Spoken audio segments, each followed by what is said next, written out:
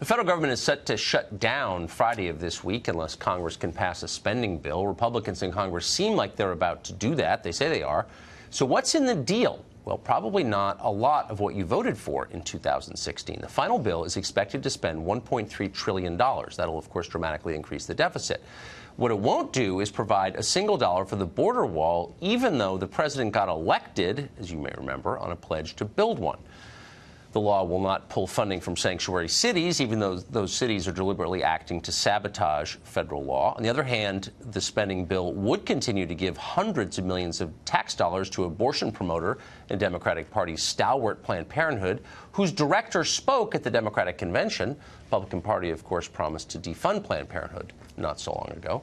Meanwhile, the priorities of this Congress seem to be set by the Democratic Party rather than by the parties supposedly in charge. Democrats have defined the terms of the immigration debate from day one and still are. Now they're doing the same on gun control. So how should Republican voters feel about all of this? Britt Hume has watched a lot of Congresses come and go. That's why he's our senior political analyst at Fox, and he joins us now. Britt, is there a concern that Republican voters will look at this and be disappointed, or will they be so afraid of Democrats that they'll be motivated to vote anyway? Well, Tucker, I'm not sure that's quite the choice. I'm sure Republican voters will be disappointed with this, but this is a very familiar pattern we're seeing here, and it comes down to this. It's a question of narrow majorities.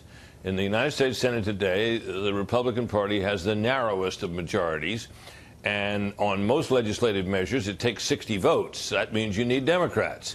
And right. Democrats, when it comes to a big measure like this, are going to stand by their sacred cows. They're going to stand by Planned Parenthood. They're going to try their best to get the DACA measure renewed. They're not going to get that, by the way, in this bill, but the president's not going to get his border wall funding either. So there you go. This is what happens with narrow majorities. If the Republicans had healthy majorities in both houses, they would be able to pass a bill that would contain all the priorities you cited and others as well, and the Democrats couldn't do a darn thing about it. Under these circumstances, however, they can't do that. It's just they don't have the votes. Right. No, it's clear. And when they try to...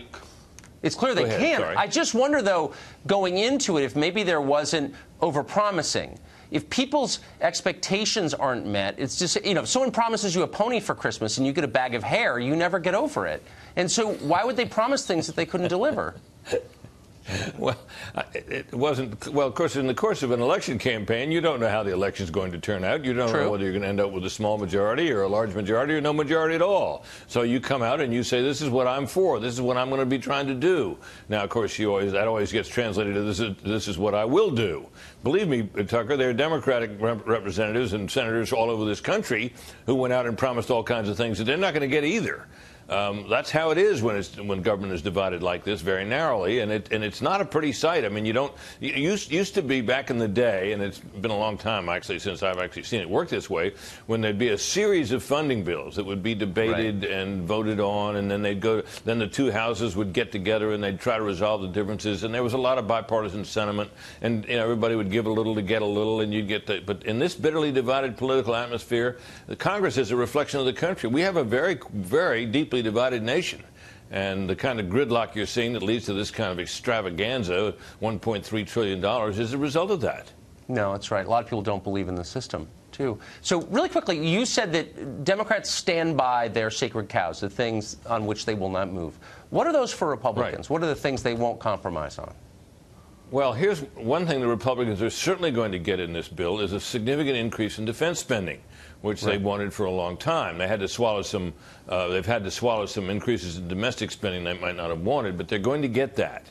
And obviously, they got their tax bill passed, and this bill will leave that undisturbed.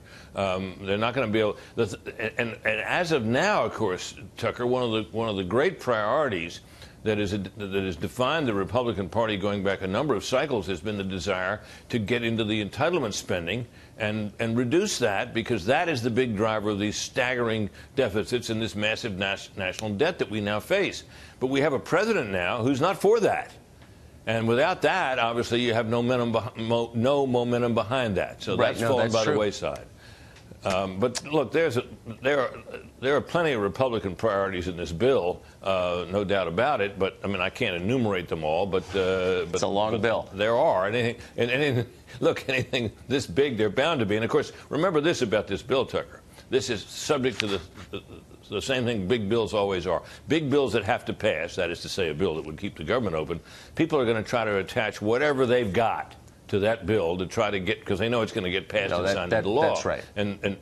And so you get all kinds of ugly-looking ornaments hanging onto these things. Most of them get stripped out, but some of them get through. And when this bill is passed, we're going to find out more over a period of time of what's in it, and a lot of it nobody's going to like. Some ugly ornaments.